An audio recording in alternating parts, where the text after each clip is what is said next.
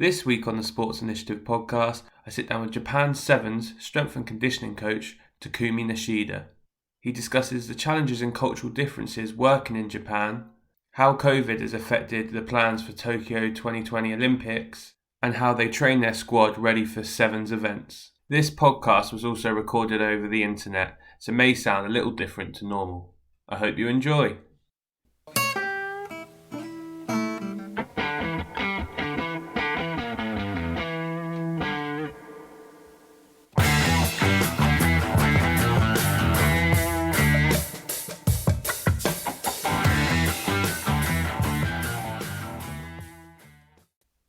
Right, Takumi, how are things? Good. Excited to be here. This is my first ever podcast recording session, so never done it before. Well, this is quite strange because obviously I've known you now for 7, 8 years probably. Wow. Because I went to uni 19, internship 20 year, 21 year, 7, 8 years. Yeah, 7, 8 years. Year now. Yeah, 7, 8 years, and obviously kind of your first dabble into strength conditioning stuff kind of came in the football program that I was working on. So it's interesting to see obviously your thoughts, but then your journey to where you are now, because obviously you've had quite a lot of jobs both here and I guess now abroad, back in your homeland of Japan, if you like. So do you want to just kind of explain to people, for those obviously that don't know you or anything, kind of what you're doing at the moment, and kind of what that entails, etc. So what I do now is obviously work as a strength and conditioning coach with the Japan Rugby Football Union, mainly with the men's sevens program. So we've got men's sevens, women's, and then obviously 15s, men's and women's, and each department kind of runs quite separately. So even though we're under the same union, we've got men's sevens staff, which we don't cross over till with the other department and stuff, other teams. So I've been with the team since I think 2018, so going into my third year with the team. We've got 3 more S&Cs now, hoping that we were going to do the Olympics this year, just to build up more the number of staff so we can provide a better support. Obviously having that next year, hopefully, working together for the team. Obviously being back in Japan wasn't my first option. You would probably know. I think Japan is kind of the strange place to look for a job in S&C. When I first got back, I didn't know anyone who works in that industry. When you look it up, it doesn't come up. So apparently it's all all done in a closed door. So whether you if you know someone, you can kind of get your way into it. If you don't know, good luck. Yeah. Kind of situation. So lucky enough, rugby was kind of getting big in Japan, so we had quite a lot of foreign coaches, a lot from the UK, especially in S&C or physio kind of area. A lot of the Kiwi coaches coming in, so being able to speak English in Japan is a good skill set to have, especially working with the Japanese players, mainly having a lot of foreign coaches, staff, and trying to be the bridge in between. It's definitely a good thing to have, in addition to your professional skill set. So I started emailing out all the different teams around my area who had British coaches. So when I email them, it's a lot easier for them to understand where I come from. It saves a lot of time to explain, what university I went to, what masters I did, what organisations I worked with. So that whole thing was a lot easier if I chose British coaches. Lucky enough, there are a couple of clubs where they had me over for a day of training. So I spent a day with them, just asked them loads of questions about how things work in Japan, and obviously I get to meet like the Japanese staff too, so I can kind of chat to them about how things run in this country, and whether they knew someone that I can get in touch with, not just in rugby, because I wasn't looking to like work with rugby when I was coming back, so I was just quite open to any opportunities out there.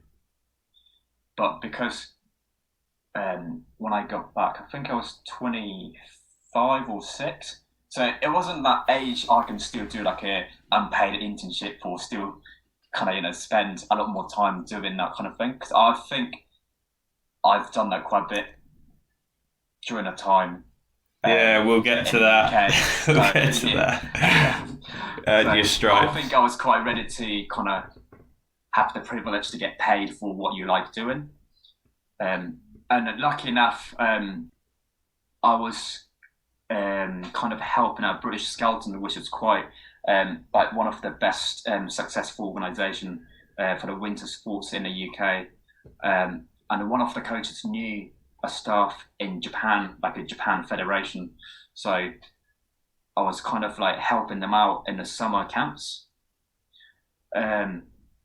With many reasons, I'll explain more like how the Japan culture works later on, but I couldn't kind of sign the contract with them just purely because of that. So it was like just for like a kind of like a spot coaches basis. So you couldn't make a proper job out of it. So I tell you what, let's talk about that now. So I think so people would understand. Yeah, I think you're referring to the fact that you have tattoos. Yeah. So, do you want to talk about the cultural differences in and around that, and then we can explain why? Like, obviously, people would think, oh, if you're a person who comes from that culture, why would you do it if you would think that you might work there? I didn't.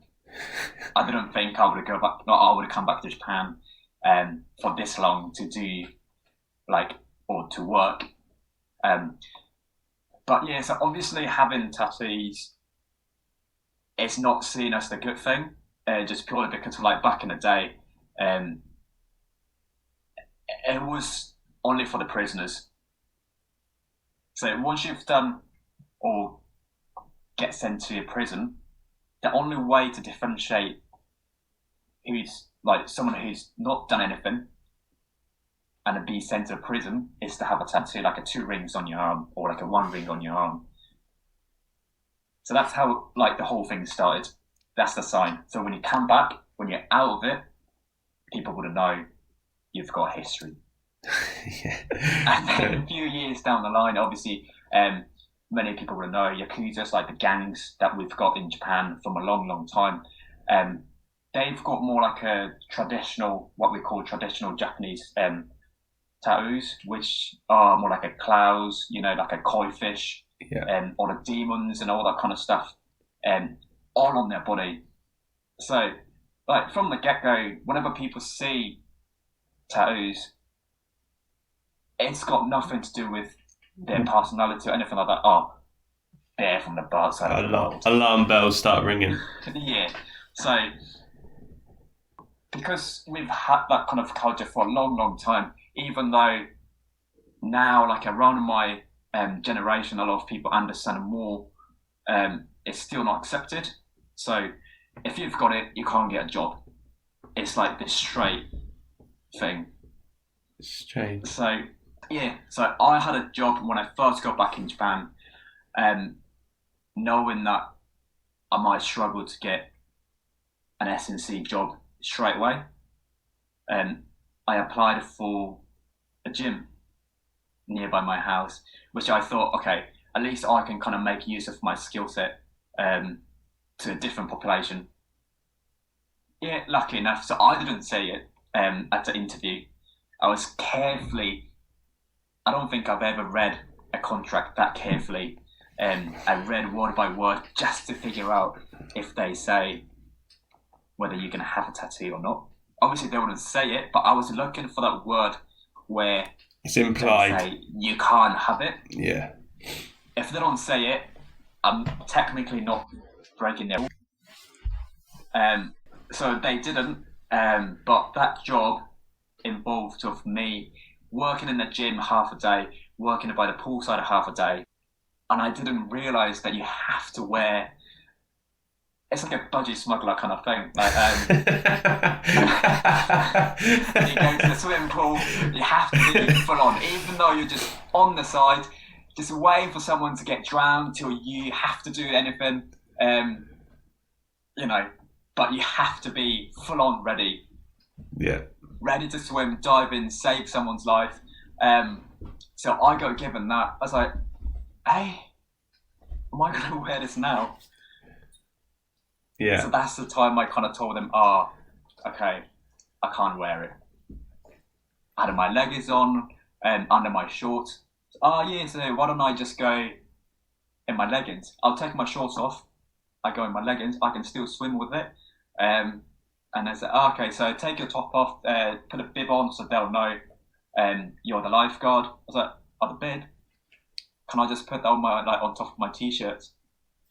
And then obviously they just can't understand why I was just trying to why I was so hesitant to, While you're sitting in a heated room with a pool, wanted to be layered up. Essentially, yeah.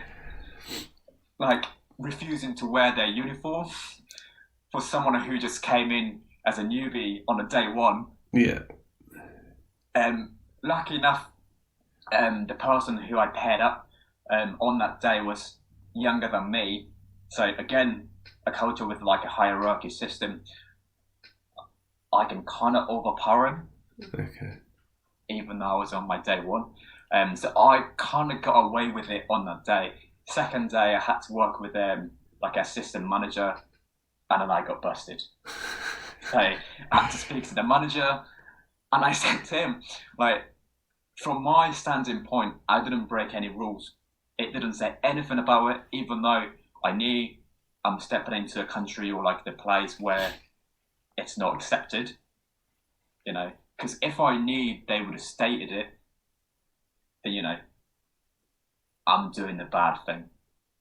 Whereas I didn't. So I kind of told them, even though I knew that could happen any time. So I didn't feel like bad or anything. They even felt bad for me. But, that's kind of how my first week back in Japan started for having a tattoo. So, so that still happens with the team now.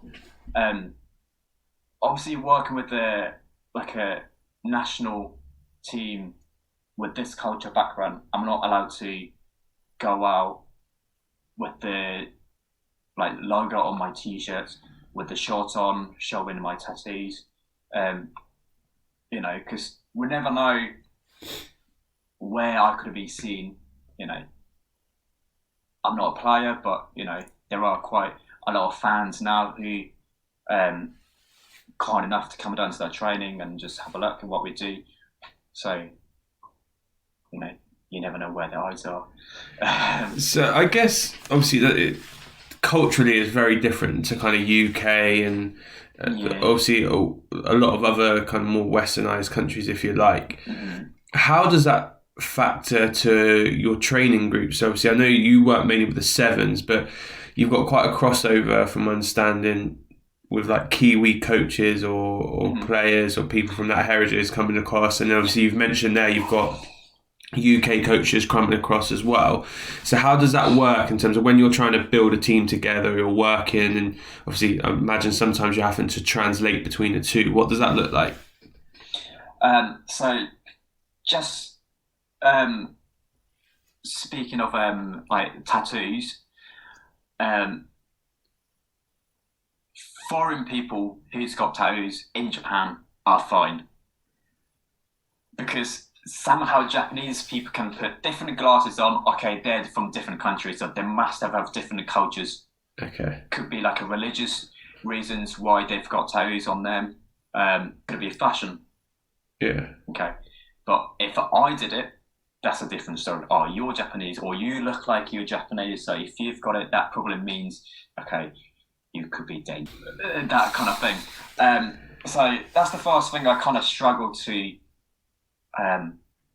fully understand like, okay, so you kind of been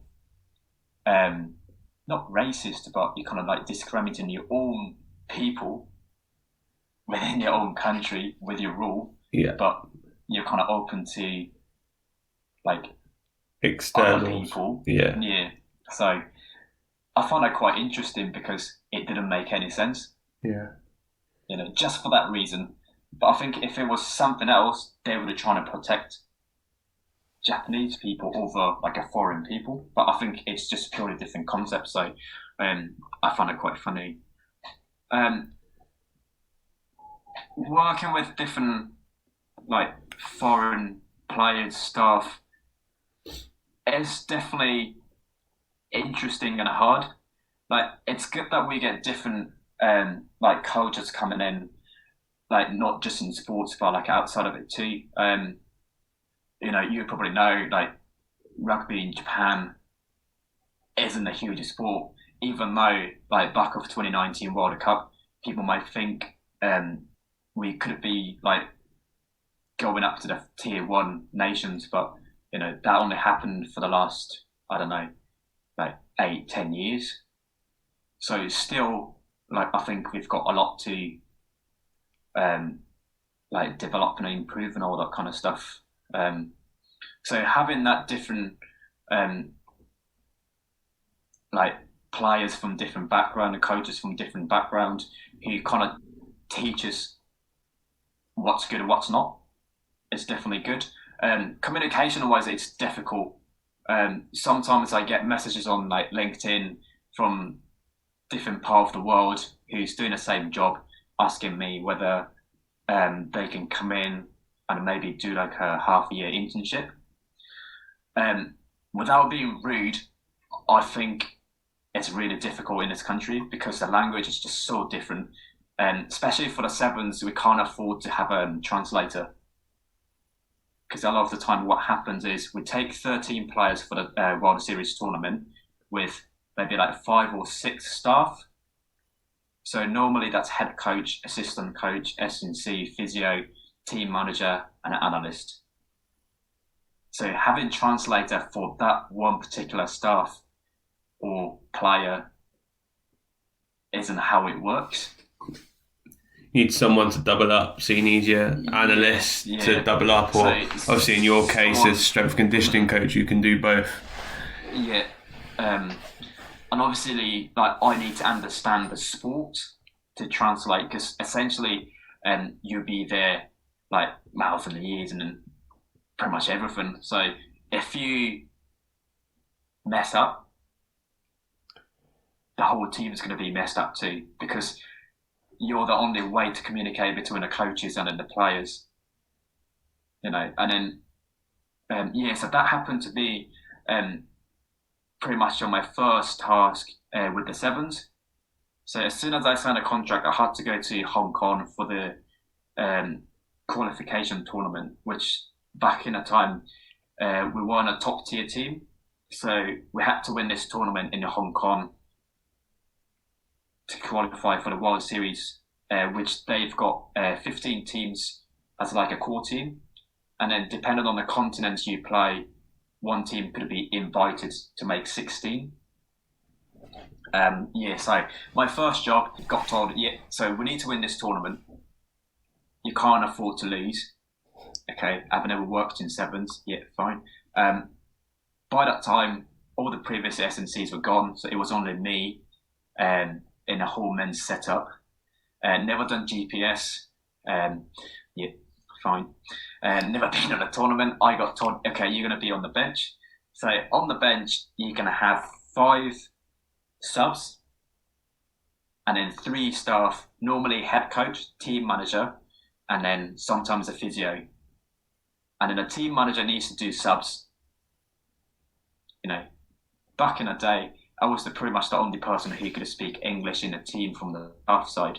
So you're going to be on the bench, do the subs, do the whole translation, do the GPS, and you get given this like a radio to communicate with everyone on the field, off the field, with the analyst back in the analyst room watching the video, all that kind of stuff. So it was crazy. Like I didn't know a lot about sevens coming into work. Lucky enough, I understood English, but you know, doesn't do the job. You really had to understand what he's saying in the sport language. Yeah, so So how did you go about teaching yourself that? Because obviously there's intricacies in all sports, and sevens will be no different. How did you go about teaching yourself those intricacies so that you can relay that to the players? um, so a lot of the times I had a pre-meeting with the coaches because normally they've got a plan on um, how they're gonna like play the game against this team, this team, this team. So if I knew what he was gonna say on the spot, I just need to say it. Yeah, so a lot of the times I had a meeting with my head coach, who was a Kiwi back then, um, of what the game plan was, what he meant by, say, like number 9, number 10. Sometimes those numbers could be different to the 15s. 15s, I didn't know a lot about it. So I was like, okay, so when you say nines, like, what do you mean? Which player you're pointing? All that kind of stuff. So like a lot more communication with him. And obviously not some of the Japanese boys kind of understand what the head coach is saying just because they're talking the same rugby, even though it's a different language. Yeah. They're talking about the same sport, so sometimes boys can guess it. So if I'm a little bit lost on the spot, they can kind of help me. So in that way, I think I had a good start with the team of like, I was in the position of whatever I speak or whenever I speak, that kind of came from the head coach. So everyone listened. Yeah. Even though I was a newbie, everyone listened to the single word that I said. If they didn't understand it, we had a communication with the players. And sometimes I bring in a coach and then the player. So, without me kind of trying too hard, the environment was there to. So I guess I got two questions around that. So the first one is, do you think that links to like the culture of Japan in terms of, you mentioned earlier about being older, obviously there's a hierarchy, but for them, because you're staff, they naturally show more respect in that. And I guess the next question was, in terms of if they were questioning something, so if they weren't sure, and then you're having to have a conversation between maybe a player, you, head coach, and back and forth. Do you feel there was ever times where it kind of got lost, that it lost the effect of what the coach was trying to say? Or do you feel like because of the environment that you're in and the way you're able to have the quick dialogue or had support of other players, that it was relatively snappy and they were able to get what he wanted quicker? So like talking about the hierarchy stuff, in Japan, like for the men's team, I think more than half the players are older than me at that time or even now. So that's the funny thing, because even though we're staff, they'll respect you. But as soon as they kind of figure out my age, the way they use the language changes a little bit. Okay. So that's one thing we've got in Japanese. We've got certain, let's say like a grammar that you can use. Like obviously like the formal one, a polite one, more like a casual one, that you can use. A lot of the times we kind of go in with the polite way of speaking to each other. But obviously,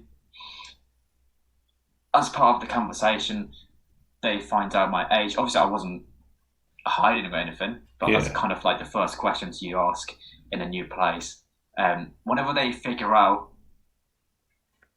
it's got nothing to do with like a losing respect or anything, but they kind of change the way they speak. The amount of formality goes. Yeah, that they lose. That's kind of how I figure out, okay, so it's not good or bad or anything, it's just their character. So, then I kind of use the polite way of speaking to them.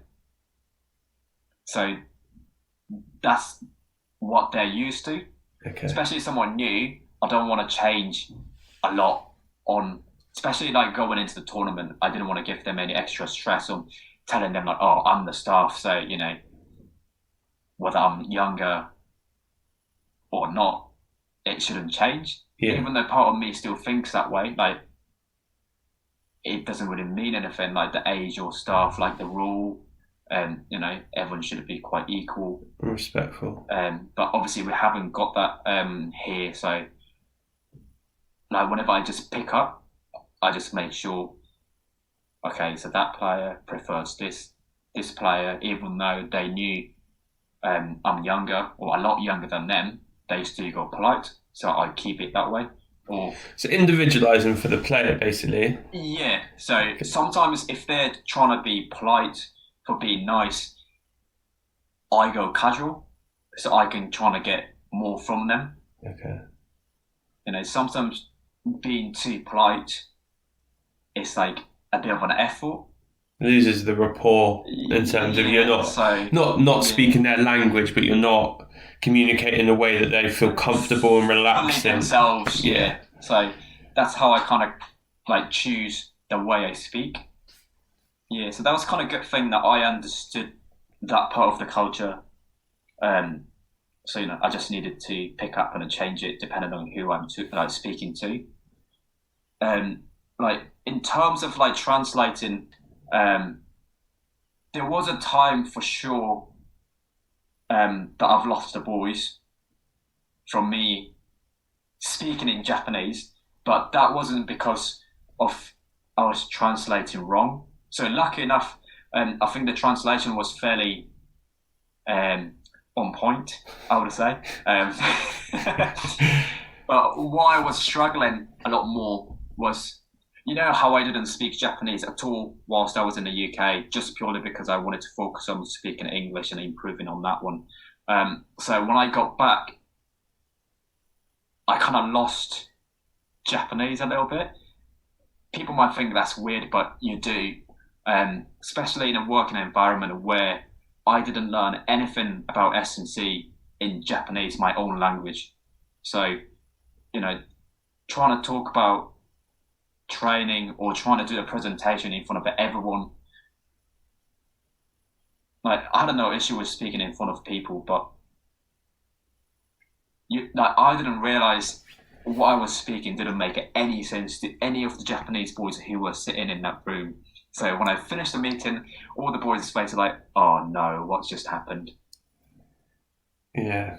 So that was kind of like the funny thing. Apparently, it still happens to me now here and there. Like certain words that I use, it's not correct. Like it makes sense, but it's not a correct use of term.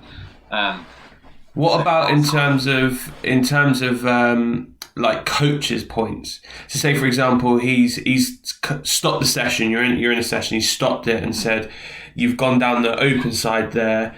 Actually, I want you to go down the blind side for one more and then open it out." And then you're trying to explain that in Japanese and they don't fully understand, and then obviously it's taken more and more time for that dialogue to take place. Is that something that's ever been a struggle, or is that kind of does that go back to what you said earlier, where they understand the game, so as long as you're in the ballpark they understand what he's trying to say? Yeah, so because like obviously I wouldn't say it never happened, but a lot of the time it's when that happens, it's when I don't understand the concept of what the coach is saying. Yeah. So straight away when he explains it, if I don't understand it, I ask the coach straight away. Okay. And then he says, "Oh, this and this and that," and then I was like, "Oh, so now I know." Okay. Well, that I was choosing the right word for it is something I still don't know back then, because say like a blindside, I don't know whether the Japanese players use the same word for that situation. Okay. So I would just use the phrase like a blindside. But yeah, those things happened, but I don't know how far I need to translate. Because if I wanted to, I can try like pretty much translate every single word to Japanese. Yeah. So those are the things, as I do more, I kind of figure out by looking at the boys' faces. Yeah. So if I translate it, they'll still understand what I'm trying to say. But if I say it and if I see their face and say, okay, they're thinking a little bit. Okay, so I didn't need to translate. I should have just said the word. Okay. So Okay. those Yeah, are no, that things makes like, sense. That makes sense. yeah. So even though I'm like listening to what the coaches say, telling that to the boys, I'm still looking at everyone's faces as I do it. That's kind of like my way of getting feedback. Like, Okay. especially when a like situation that was kind of intense. You know, I wasn't one of those people. You might sometimes see it on the, like, I don't know, Premier League football or something. And the translator acts exactly the same as the head coach Yeah. when they're translating. Yeah. So I've been I part wasn't of one that. those, I've but been part of that. It's the worst. Doing the same arm articulations and pointing. You're like, all mate, the come top on. body language and all that stuff. Like, I wasn't there, but as I did a little bit more, I kind of understood why that's sometimes important, because, like, even though the boys can tell the tone of the voices that the coach uses, if I go really calm, oh, you know, you need to do this, you need to do that, sometimes the message could get lost. Yeah. Yeah, so It's fine when it's short. Well, my experience is fine when it's short. As soon as it gets into 1 or 2 minute things, then you're like, come on, mate, you don't have to copy everything that he's done. yeah, But because they can tell by looking at how the coaches are reacting. Yeah. Like, especially on the sideline, I never did anything crazy. I just, like, you know, kind of. So obviously you're at a point now, so you'll do a little bit of translation, but you've got other people around that can help, and players and stuff who speak a little bit more. So if we focus in kind of on your strength and conditioning work, if you like, in terms of like rugby sevens themselves, is there specific strategies that teams employ depending on like which team they are? So for example, would a Kiwi team be very different to an English team, who are very different to a Japanese team? And then how's that affected you and your role in terms of new coaches coming in and the physiological demands they're placing on players or player recruitment and whatnot? So for the last 2 years that I've been with the team, I've had two head coaches. So the one is Japanese that I'm currently working with. The one before was the Kiwi coach. And obviously, like, every head coach has got different, like, approaches to how they want to make a team. The head coach I've got now is a lot more, let's say, logical. So he likes putting out numbers on why we do certain things, why we do certain, like, intensity of the training. Let's say it's purely based from, so, like, the game demand is this. So to achieve that, we need to do this and this and this. Whereas Kiwi coach before was more like, he prefers like set plays and like all the systems. Okay. So back in then, I've only worked with him for like 3 months, so I'm sure there would have been a lot more to him. But yeah, from what I understood, it's a lot more like set pieces, systems. So we kind of decide, okay, so from left hand side scrum, we go this and that for 2 phases, and then see what's in front. Be creative. Okay. Kind of style. Yeah. So like the intensity of the training that we did back then and now, it's like completely different. In terms of like facing the different teams, yeah, like everyone's got different playing styles. So like a Kiwi, they've got a strong pride in defense. So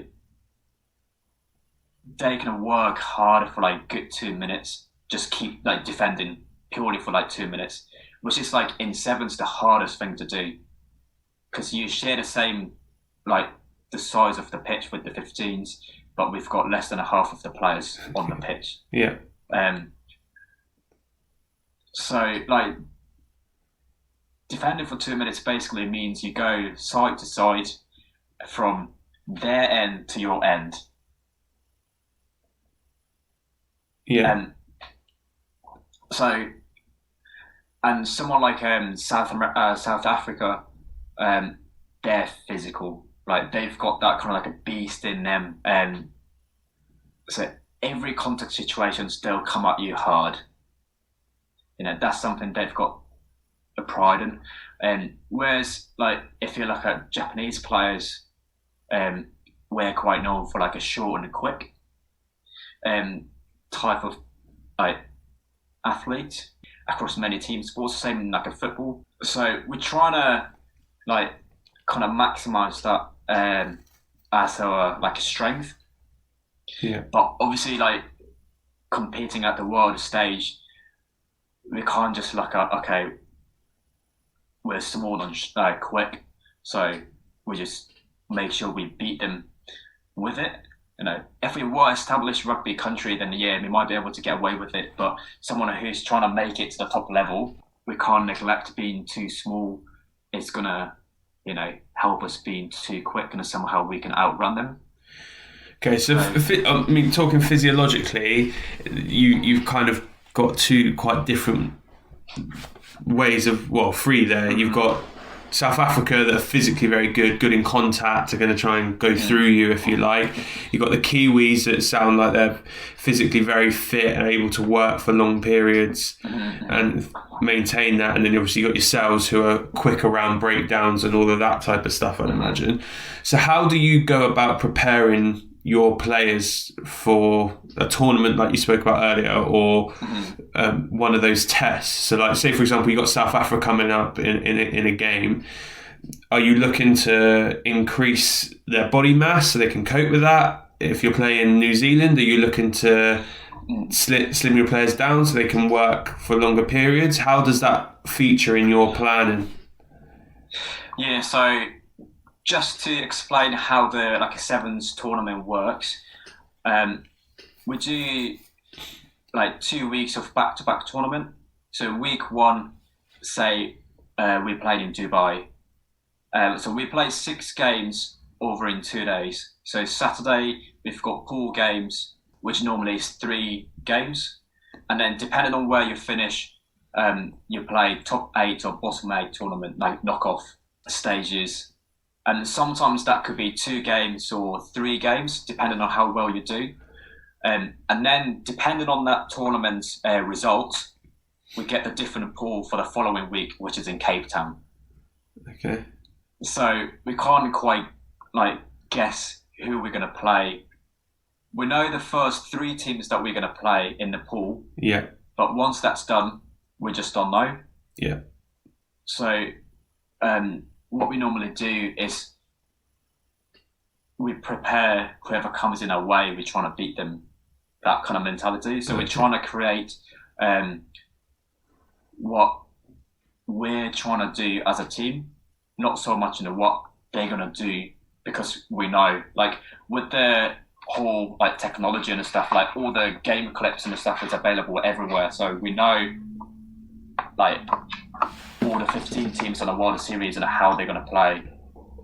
So what we're trying to focus on is every single player on the squad can play the whole games without any subs for the whole tournament. That's kind of the mentality we've got. Okay.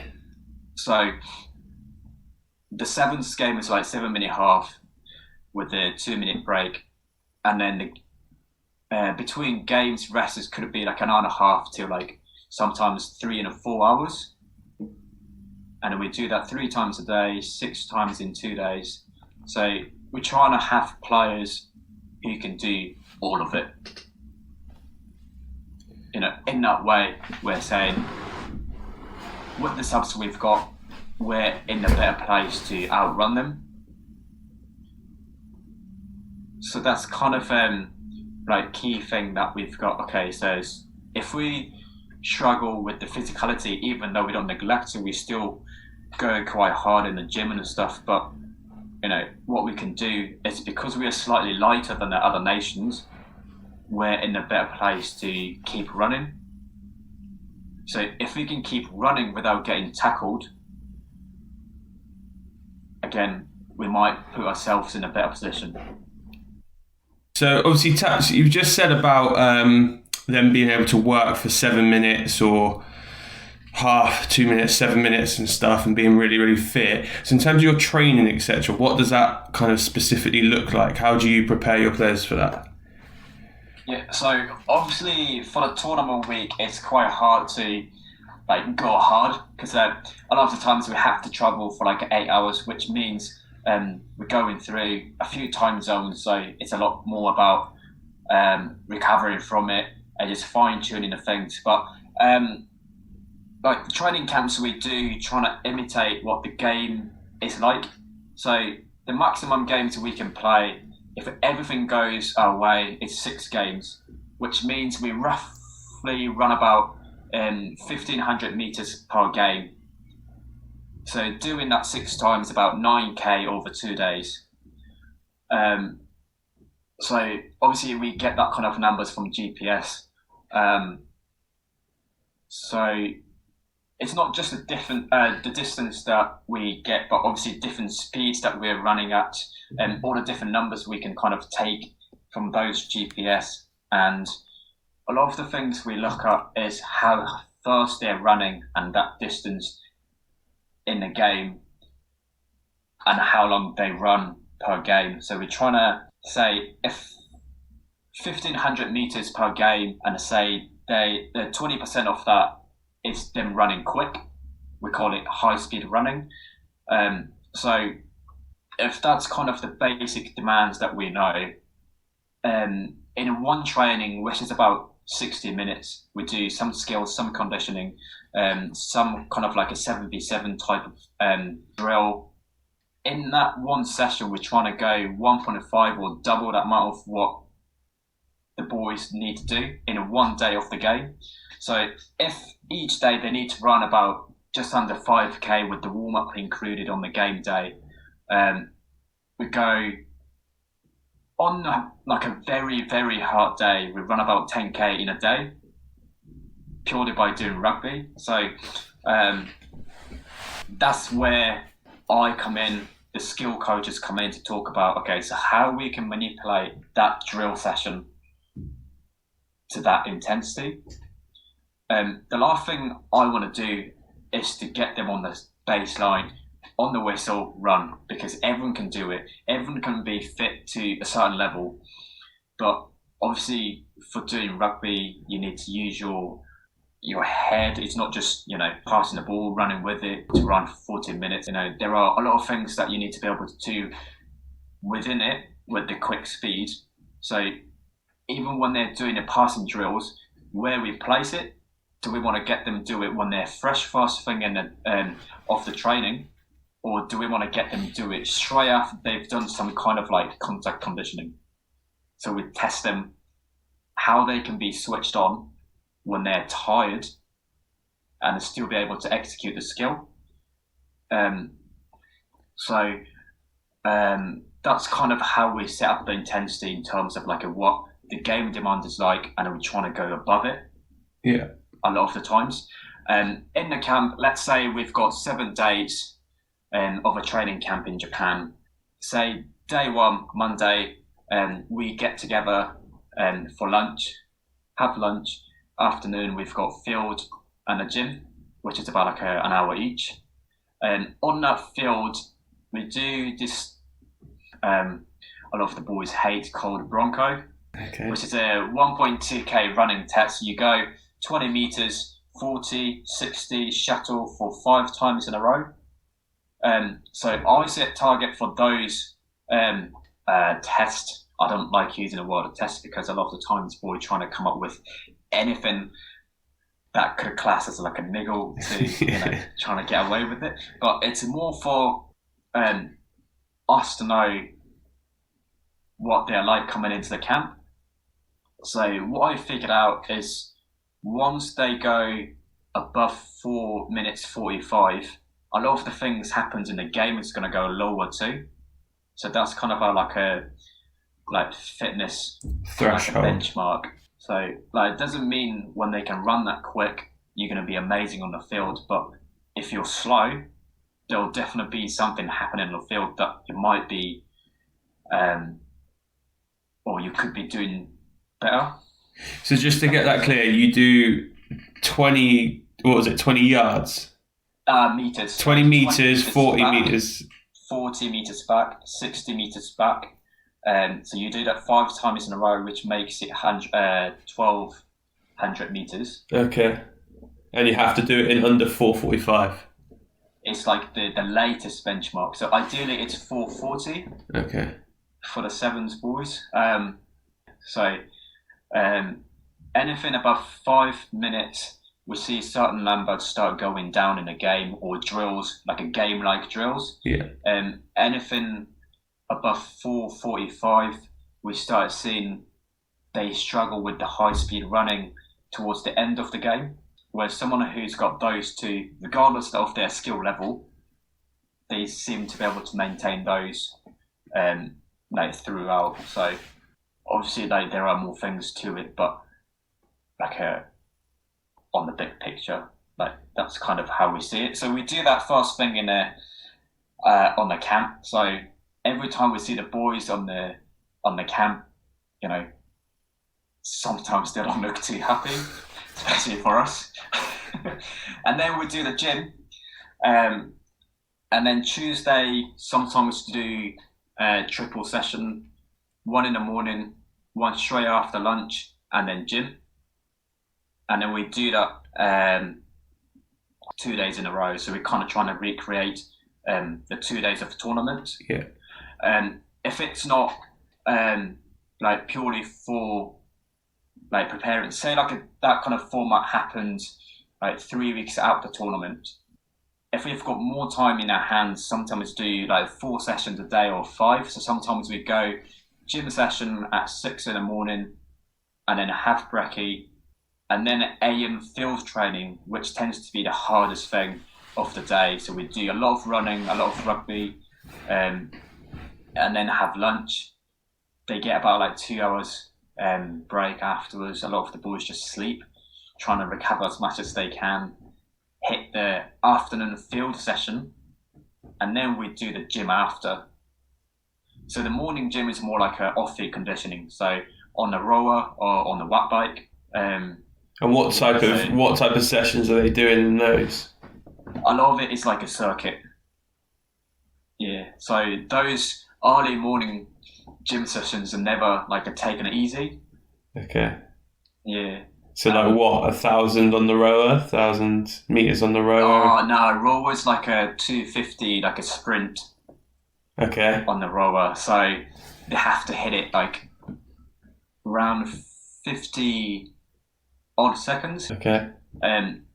But once we give them time, it's easy for the boys, or our boys' mentality, to hit it. So they're quite good at being told what to do and trying to achieve it. Yeah. That's outside of sports as well. Once they've got the guidance or instruction of how to do things, they're quite good at following. Yeah. So we always put a competition into the training. So from the get-go, a group of 3. If you win it first round, you get 1 less at the end. Okay. If you lose twice, you get 2 extra at the end, kind of thing. So It gives them a bit of extra effort to find. And obviously it's the hardest thing to do when you first wake up in the morning, 6 o'clock. Sometimes it's cold, you get in the gym, you do that. Yeah. But I think mental strength in those boys are something that we don't have it naturally. So it needs to be kind of nurtured. So how do you do that? Obviously you mentioned one way there. Just so it's not always a competition, doing a watt bike first thing in the morning, but a lot of the time it's just getting used to that competition. It's the big thing for them. That's one thing I picked up, is that even though they think they're putting 100% effort during the game, they're putting more to it once they face something bigger in front of them. So what I keep trying to encourage is that has to be your 90% effort. Because otherwise, every time you go into a tournament, you're experiencing something you've never been to before. That's mentally draining as well. But if you can experience a lot of harder things during a training, that pain you felt or the pressure you feel during a game is not an unusual event. So you know how to deal with it. You know how to cope with it. So sometimes we might do running at the end of an hour session. Obviously not to the point that we break them, but that's something they don't expect, because a lot of the times, oh, okay, an hour session, we've done 6K, so surely this is done. Okay, set, let's go, kind of thing. Yeah. Obviously, we don't always look good on their eyes, but that kind of an extra that they need to put into, to achieve what they want to achieve. What I first figured out being with the Japanese athletes is that they're quite used to saying, okay, we get the next job. No, let's do it properly next time, or let's correct it for the next game. For what I've experienced with a top level athletes back in the UK, is you don't always get the next opportunity. You don't always get the next chance.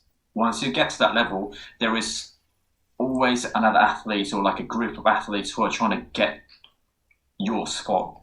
So if you mess up, that's going to be a great opportunity for the ones who are waiting on the line. Yeah. But I don't think they were kind of used to be in that situation, purely because sevens in Japan's rugby hierarchy is a lot lower than the 15s. So we've got quite a small population of sevens players in Japan who are still playing for the 15s teams as well. So in many ways, even if you can't make it in sevens, they've got 15s. Yeah.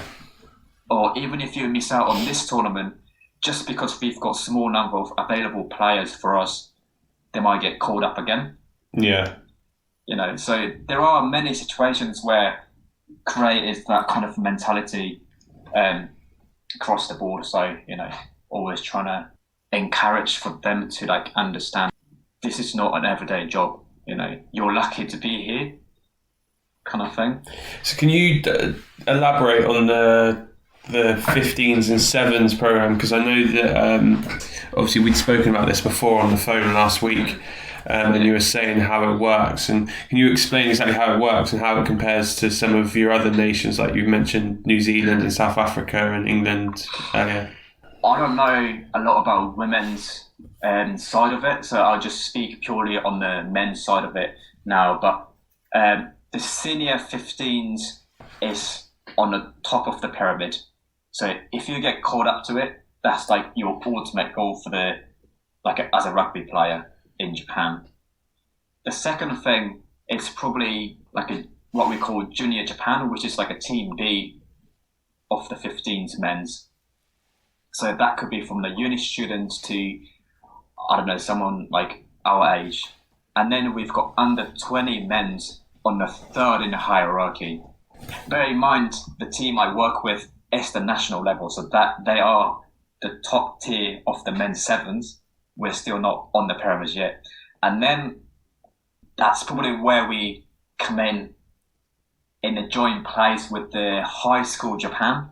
So in Japan, if you get called up to the sevens camp, but also you get called up for the 15s camp of whatever the category that is, a lot of the boys choose the 15 side of it, because sevens is still kind of even though it's not new, it's new to them. And obviously we finished fourth in the Rio Olympics, but it's not quite recognised. Finishing fourth is an achievement, even though we didn't quite get a medal. But look at the World Cup, they finished 8th.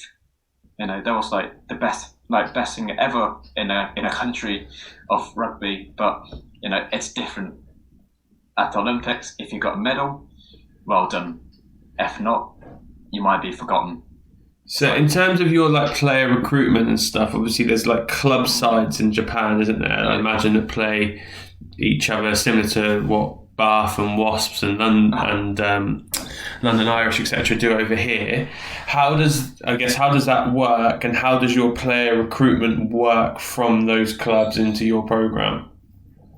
Yeah, so the main 15s league is pretty much a company base. So each a major company's got a rugby team or a football team, and then they create a league. So that's what we call the top league.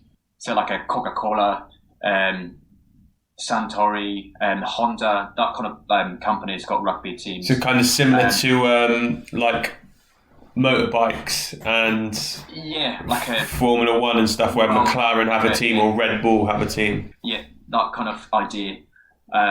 So pretty much all the players belong to one of those teams, whether they're professional or hired as a company's employees but play rugby.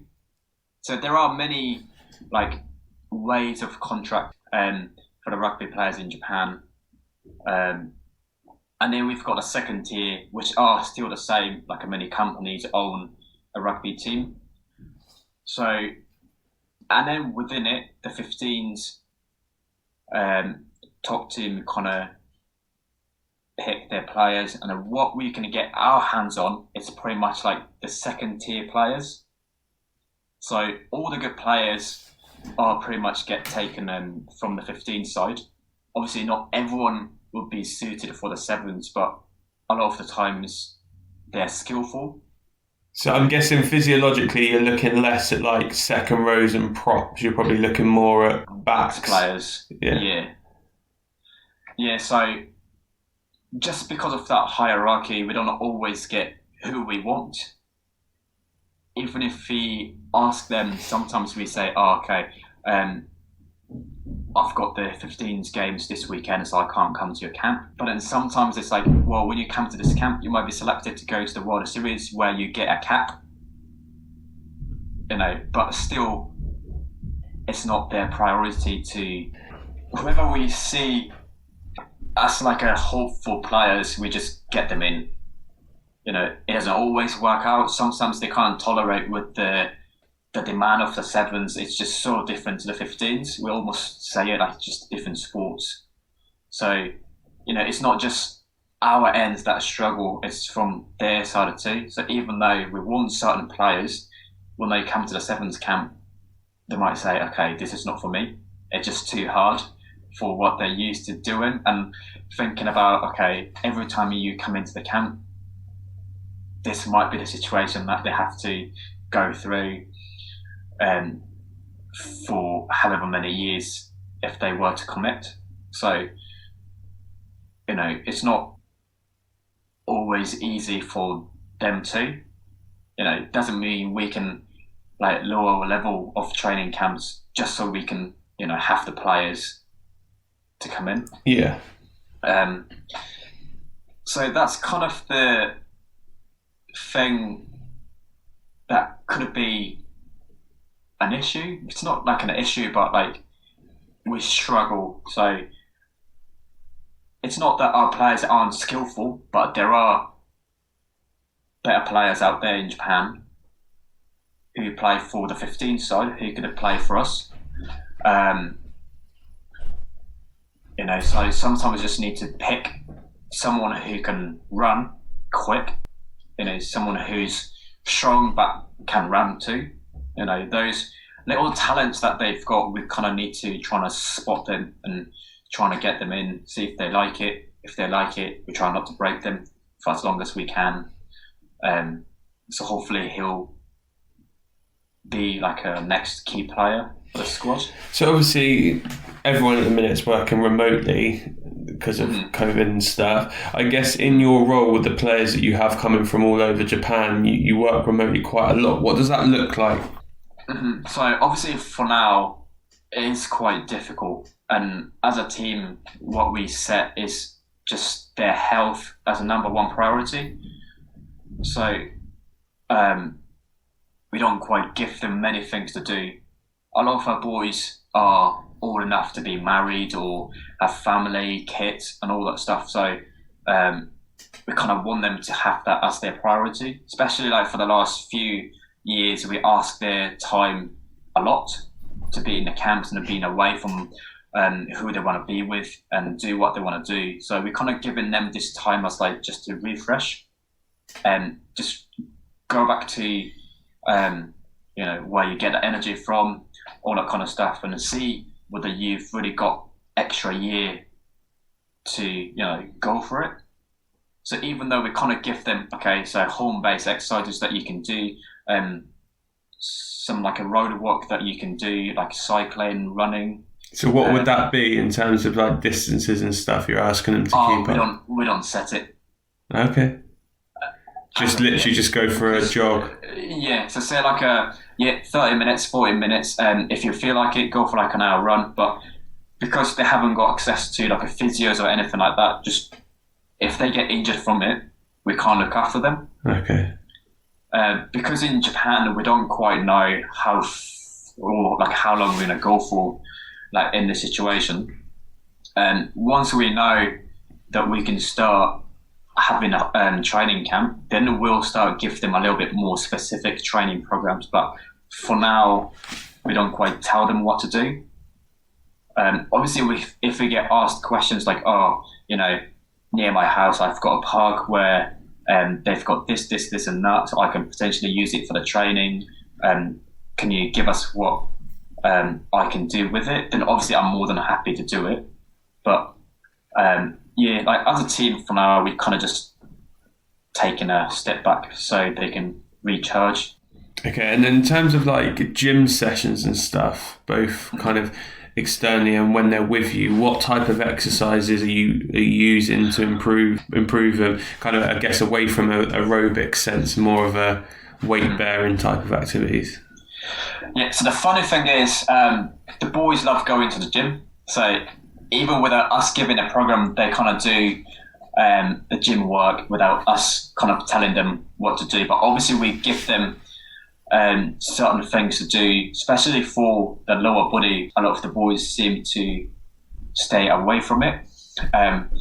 So when they're away from us, they do the 15s, they join in with the 15s training, which is good so they can keep up with the skills side of it. They sometimes run around for like 2-3 hours, which is a lot longer. But because it's longer and the position sake too, they don't always run amount that they probably should as a sevens player. So we don't quite look after we don't really need to look after the gym because they'll do it anyway. We just might need to give them certain things that they just need to do on top of it. But it's more to do with like the running that they need to keep on top of it. So when they come into the camp, it's not like we have to recondition them so they can tolerate with the sevens. And then when they're used to it, they walk away from the camp for like a week or two and then come back again. We have to like fix that issue again. So like gym wise, what we do and what the 15s do don't differ quite a lot. Essentially what we're trying to do is just get them strong so they don't get injured and they can tolerate with the contact side of it. Obviously someone who's small trying to put on a little bit more of a mass, but that applies more for the 15 side of it, so we don't really have to worry about too much on that side. Obviously we communicate with the S&C coaches from their 15 side of it to see what they've been up to, whether we need to ask them to do a little bit extra. So if not, because if we're in season, that means they're in season as well. So, what they're doing isn't too far off what they need to be doing as a minimum. And if they need a little top up, we do. But a lot of it is the running side of it that they struggle because it's hard. So we just give them options to, off feet. Sometimes it's a bike, sometimes it's swimming. It's not always the same, but just keep their head into that side of this is where it counts more, especially for our game style that we're trying to achieve. If you're strong, you can smash like 5-6 players on the pitch against say like Argentina or England. If you do it once and then you die off, we can't put you on the field, or we can't pick as a travelling squad. So you just need to find a balance between those. Takumi, obviously you mentioned earlier that kind of what was hopefully going to be 2020 Tokyo Olympics, but with everything going on that's not taking place, it's going into 2021. And obviously the hope is you guys will do well in that and I guess try and improve on Rio. In terms of training going into that type of competition, what do your training cycles look like?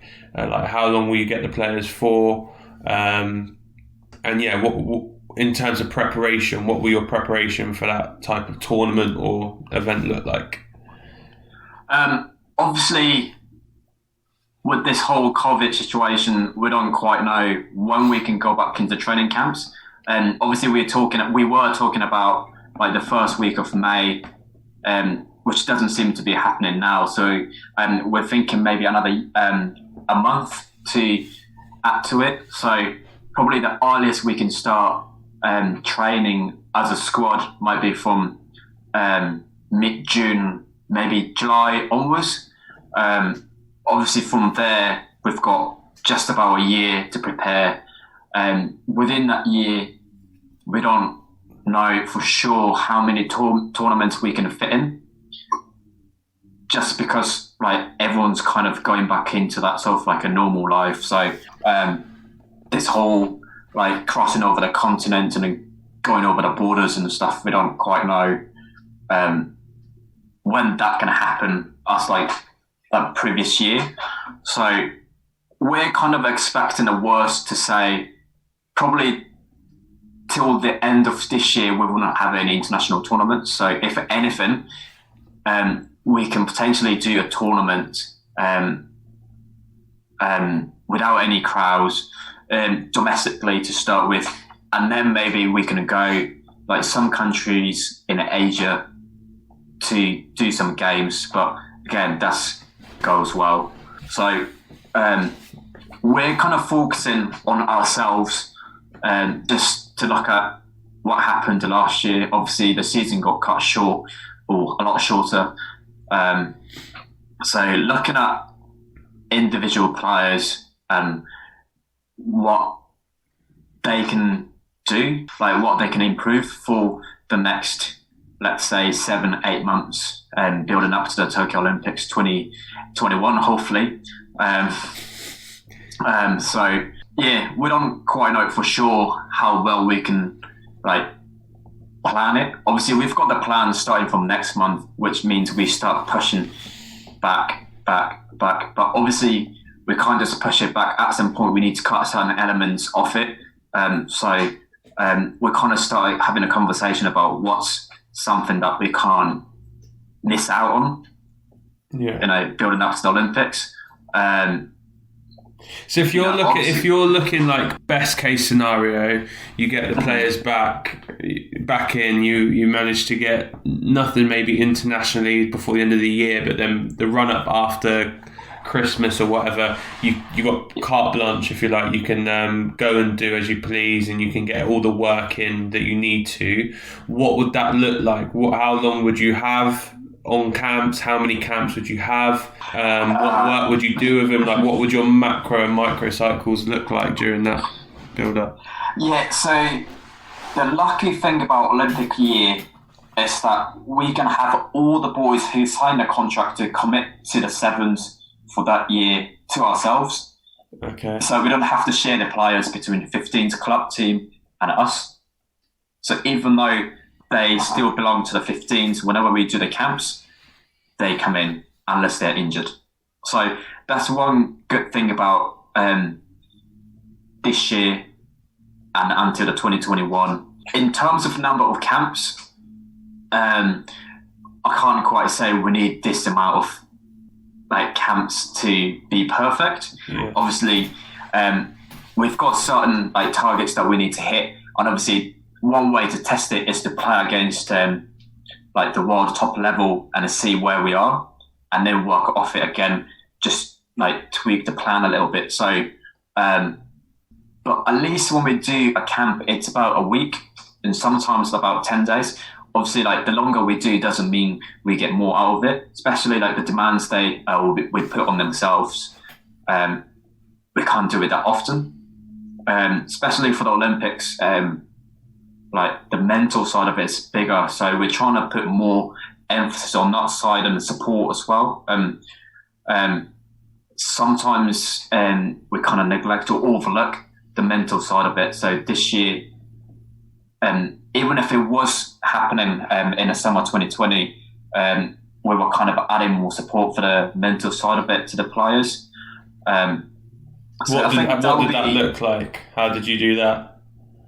So we've got the sports psychologist coming in, join the staffing team. So, it's more like a constant support rather than us trying to be covering that part of it too. Obviously, it's not something that we can provide a professional support for the boys, but now we've got someone who's in that area. So like him coming in supporting us is, if you can like make the best out of him, I think he'll be a good boost for the boys. Like, it's quite common for the boys to be quiet, not sharing their issues. Okay. Again, I think that partly comes from the culture too, not showing weakness. Yeah.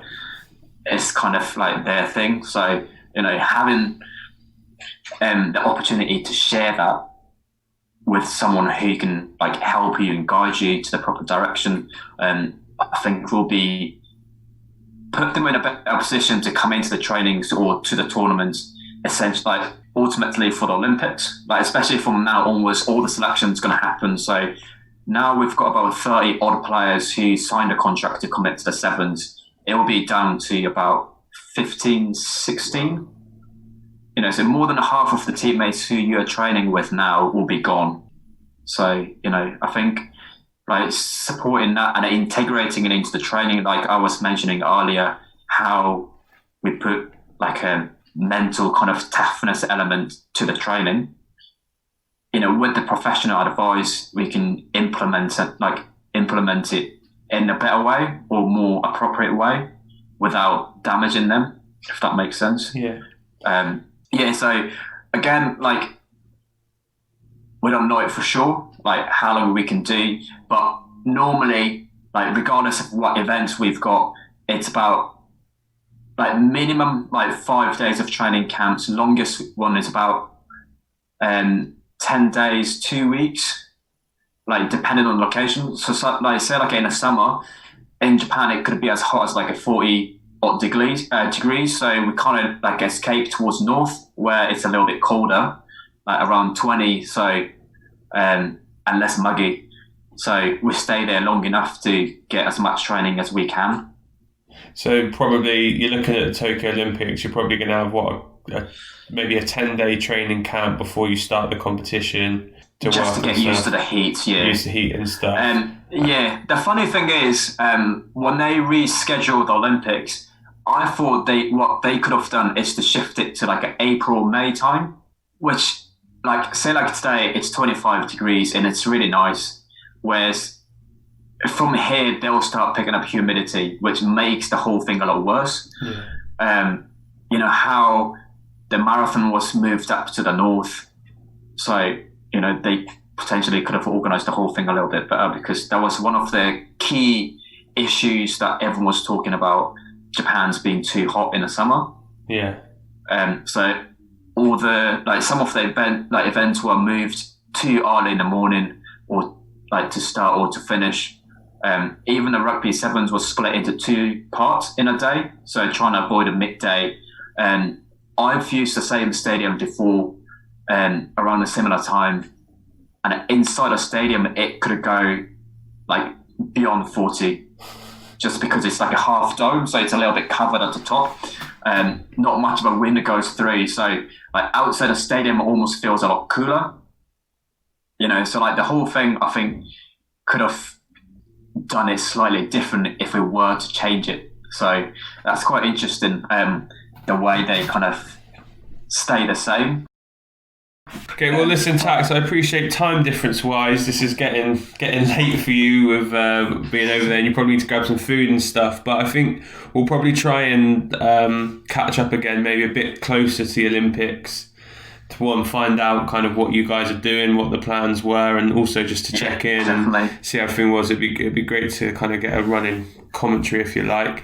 I guess one last question I have before I go, which I try and ask everyone, is who's the best person you've competed with or against, or coach you've worked with or against, and why? So For you, it might be, head rugby coach, or it might be another S&C coach that you've worked with.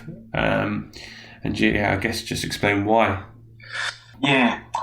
So you'll know my sporting background, like all the previous podcasts and like the guests. I've never competed at the high level of a sport, so I'm not even like a former, blah blah blah. So I don't think I've like played or competed against anyone at that high level. But obviously now I'm lucky enough to work with what people might call like an elite athletes. So from the same job point of view, who's in the same industry, Jamie Cheeseman, who's now working with the West Ham Academy as like a head of athletic performance. I think he's probably one of the few people that I look up to as an S&C. Obviously he's been in the industry for obviously longer than me, being in a higher place, always seems to be ahead of things. He's got more things in hands. He's got family, kids, and all that. But the amount of information that he's got, all the time commitments to the work, but also outside of it, he's got like an on and off switch. Seems to be quite balanced, but not missing out on anything. On always trying to move forward as much as he can. So that kind of mentalities, I was quite lucky enough to meet him from the early stage of my career. So that still like an influence to me on, there is always a little bit more you can do. Like even like for the coaching too. So I think that's something I can kind of give it back to the players that I work with, just to kind of like show, just because we're coaches doesn't always mean, all we do is out on the field and on the whistle, or like say for us in the gym. To give the best for who we're working with. We almost needs to be better than the players to be, persuasive. If I was asking you to do certain things, at least I need to be near level of that. Obviously, I can't be the same comparing to the like a rugby players. But that kind of like mentality, I think, crossovers to many areas like outside of what I do. Just trying to be the best you can all the time, and caring about the person and the player, and not just And I guess that's where a lot of like coaches now say like art and the science of the coaching. It's not it's not complete. You kind of need to have like both elements. Agreed. Well, listen, mate, I'll let you go and get some food and probably some sleep, but stay safe, and we'll catch up with you soon, all right? Definitely, you too. Thank you for having me. It was great fun. Good. Top man, I'll speak to you soon. See you in a bit.